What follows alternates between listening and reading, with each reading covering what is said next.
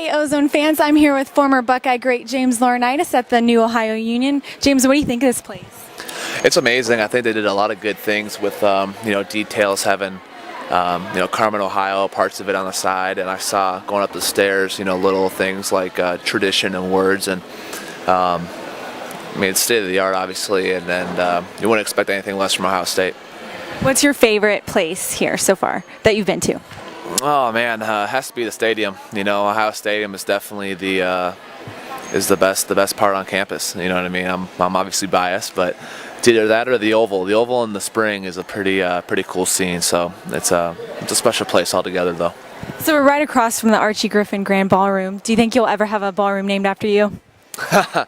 Probably not. I think when you win that Heisman Trophy twice, you're going to be above everybody else forever. And Archie deserves it. He's a great guy, and he does a lot of good stuff for our Alumni Association, and he deserves everything that he has named after him. Switching gears to football a little bit, what was it like playing against the Minnesota Vikings, growing up loving them, and then you have to go and you have to try and take Brett Favre down? What was that like?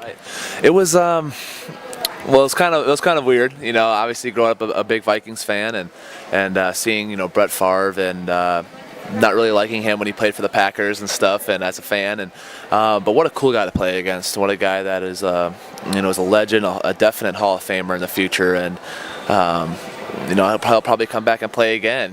Who knows? But he is just a great competitor, and to play against the Vikings was probably one of the coolest things of my rookie season.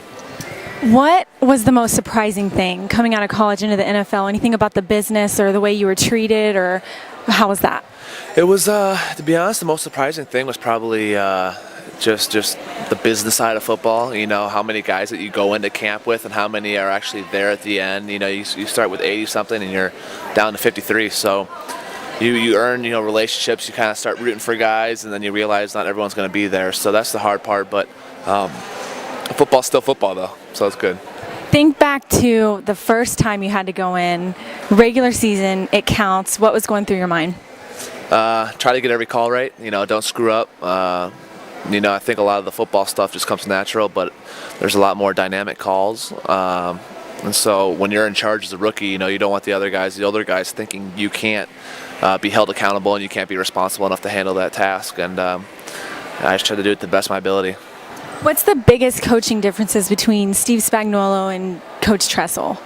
Not a lot different as far as what they, the kind of people they are and how they approach off the field, and everything's in-house and the team's important and all that. I think the main thing is Steve's a little more involved with defense and Tress is involved with offense. So,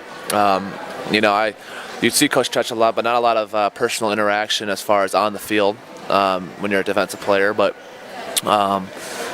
definitely in St. Louis, Coach Spagnuolo, he's in my ear all the time. So it's cool kind of having a different, approach as a head coach, someone working with the defense, and I'm sure, sometime I'll have another offensive guy, so who knows. All right, well, there you have it, guys. He's James Laurinaitis. I'm Jessica Weihrauch, reporting for the Ozone.net.